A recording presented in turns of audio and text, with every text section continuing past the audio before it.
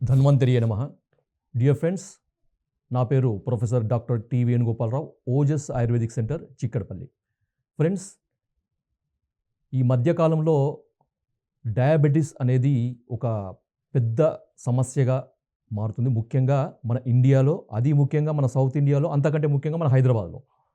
So, దీన్ని మనము ఒక్కసారి డయాబెటిస్ వచ్చిందంటే జీవితకాలం బాధపడాల్సిన అవసరము, శరీరంలో మార్పులు, సామాజికంగా మార్పులు, ఆరోగ్యపరంగా మార్పులు, తర్వాత మానసికంగా ఎన్నో రకాల చేంజెస్ అనేవి మనం ఈ డయాబెటిక్ పేషెంట్స్‌లో చూస్తుంటాం.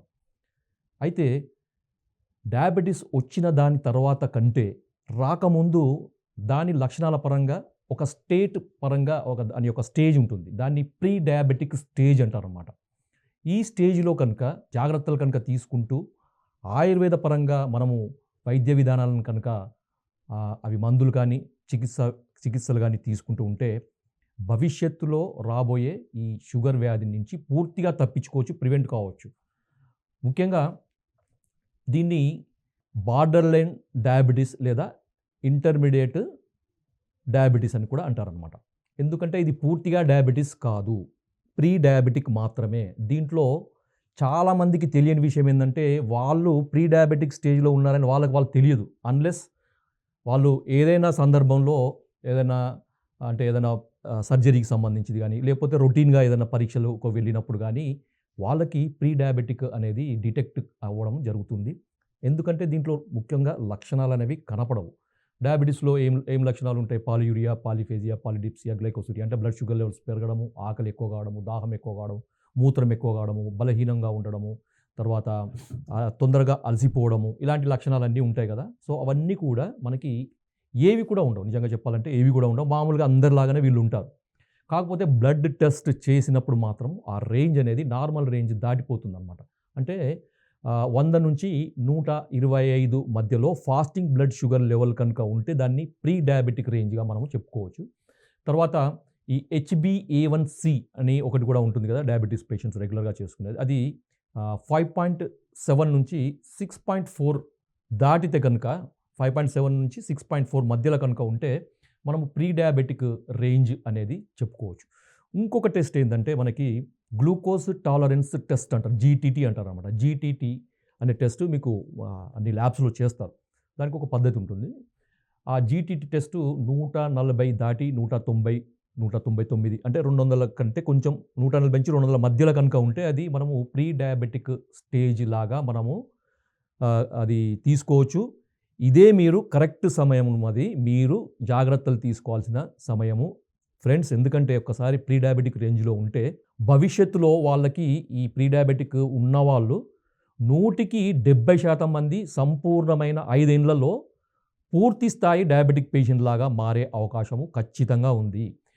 ముఖ్యంగా ఒక సర్వే ప్రకారము, అంటే రీసెంట్‌గా జరిగిన ఒక సర్వే ప్రకారం ఏందంటే, సౌత్ ఇండియాలో ఈ ప్రీ డయాబెటిక్ రేంజ్ ఉన్న వాళ్ళ సంఖ్య పెరుగుతూ పోతుంది.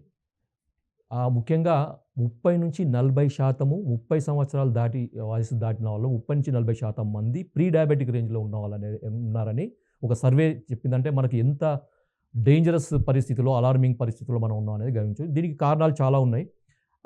తర్వాత సార్ మరైతే ఈ ప్రీ డయాబెటిక్ రేంజ్ ఉన్న వాళ్ళని ఆయుర్వేద పరంగా ఏ విధంగా చికిత్స చేస్తారు? తర్వాత దానికి ప్రివెన్షన్ అంటే డయాబెటిక్ రాకుండా పూర్తి స్థాయిలో రక్షణ ఉండేటట్టు మళ్ళీ భవిష్యత్తులో మళ్ళీ డయాబెటిక్ పేషెంట్‌గా మారాల్సిన పరిస్థితి రాకుండా ఉండడానికి ఆయుర్వేదంలో ఎలాంటి చికిత్సలు ఉన్నాయనేది మనం ఇప్పుడు చూద్దాం. ఫ్రెండ్స్, దీని కొరకేందంటే ఆయుర్వేదంలో మనకి ప్రమేహ పూర్వ రూపాలని కొన్ని లక్షణాలు చెప్పినాడు. దానివల్ల కూడా అంటే లక్షణాలు కొన్ని ఉంటాయి.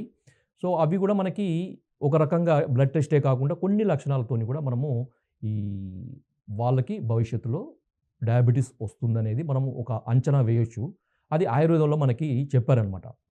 ఫ్రెండ్స్, మనకు ఆయుర్వేద గొప్ప గ్రంథము, మనకి అద్భుతమైన ఆయుర్వేద గ్రంథం, మన మహర్షులు మనకు అందించిన ఒక వరప్రసాదం అని చెప్పుకోవచ్చు, చరక సంహిత.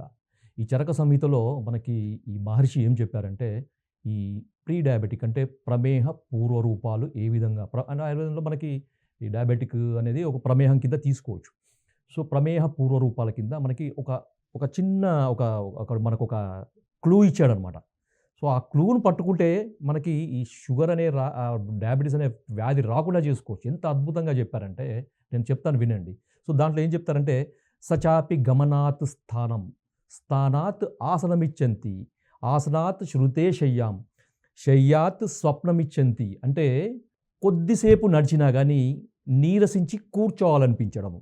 అంటే ఒక కొంతమంది అప్పటి వరకు అంటే అంతకుముందు వరకు మంచిగా ఎనర్జిటిక్‌గా ఉన్నవాళ్ళు గూడా అంటే కిలోమీటర్లు నడిచినా గానీ ఎటువంటి సమస్య అనిపించని వాళ్ళు గూడా కొద్దిగా నడిస్తేనే అంటే ఒక హాఫ్ కిలోమీటర్ గానీ, లేకపోతే ఒక 300 మీటర్లు, 400 మీటర్లు నడిస్తే గానీ కూర్చోవాలనిపించడం.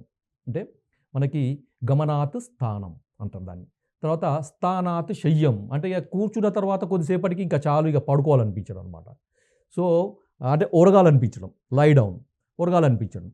తర్వాత ఆసనాత్ శృతే శయ్యాం అంటే మనం కూర్చున్న తర్వాత ఒరగాలనిపించడం.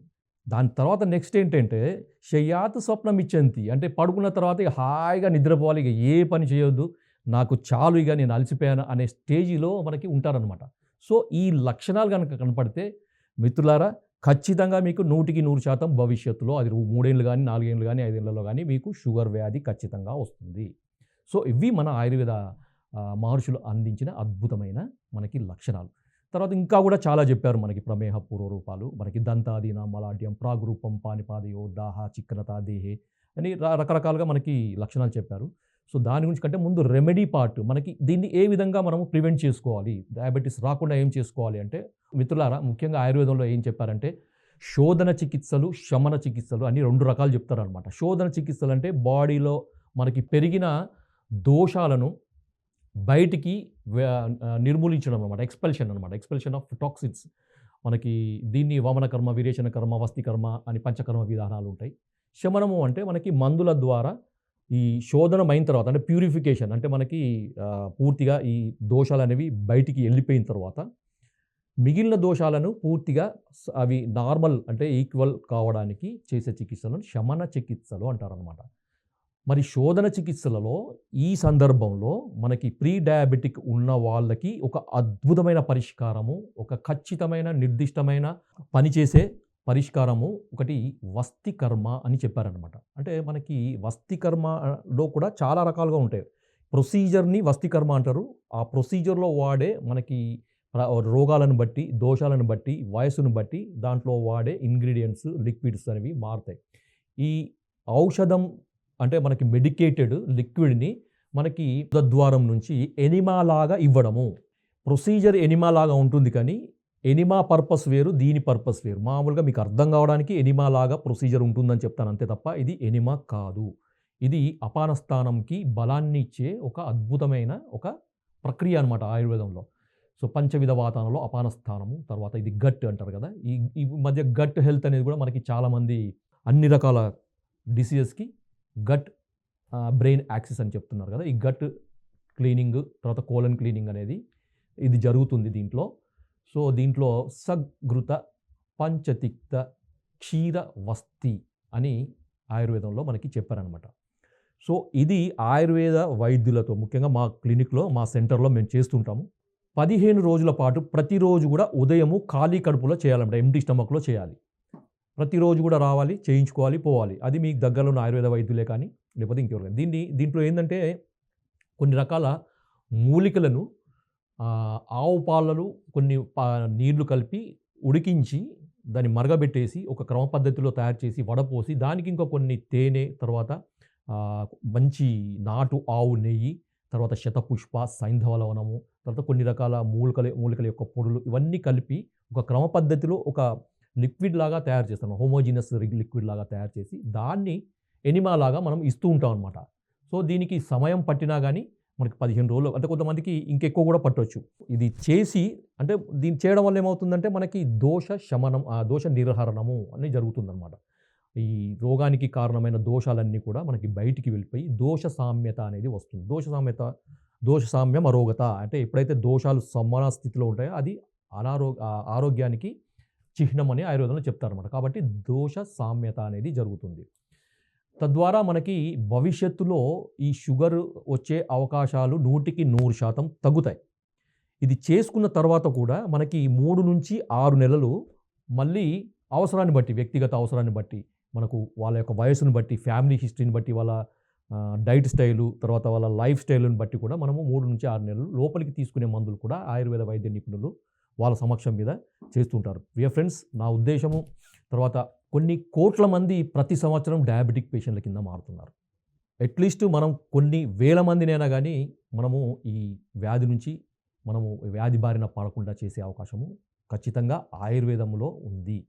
తర్వాత కొన్ని రెమెడీస్ సార్ మరి కొంచెం మాకు రావడం అదంటే కానీ ఇవి నేను చెప్పే రెమెడీ అనేది ఇప్పుడు చెప్పిన ట్రీట్మెంట్‌కి సమానం కాదు. దాని విధంగా పనిచేస్తుందని కాదు. కాకపోతే ఏందంటే కొద్దిలో కొద్దిగా మనకి ఇది ప్రివెంటివ్‌గా పనిచేసే అవకాశం ఉంది.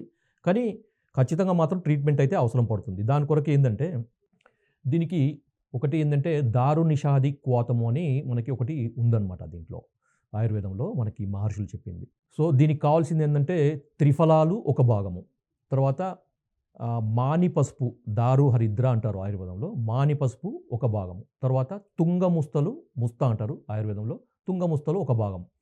ఉదాహరణకి మీరు మార్కెట్ నుంచి ఈ త్రిఫలాలు ఒక 100 గ్రాములు, తర్వాత ఈ దారు హరిద్ర చూర్ణము అంటే మనకి మాని పసుపు చూర్ణము ఒక 100 గ్రాములు, తర్వాత తుంగముస్తల చూర్ణము, ముస్తా చూర్ణము ఒక 100 గ్రాములు.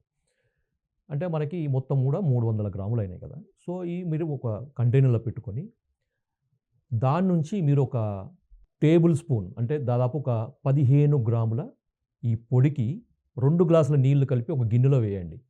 వేసి ఈ 2 గ్లాసుల నీళ్లు అర గ్లాస్ అయ్యే వరకు మరగబెట్టాలన్నమాట. సన్నటి మంట మీద మరగబెట్టి వడపోసుకొని దాన్ని ప్రతిరోజు ఉదయం పూట తాగుతుండాలి.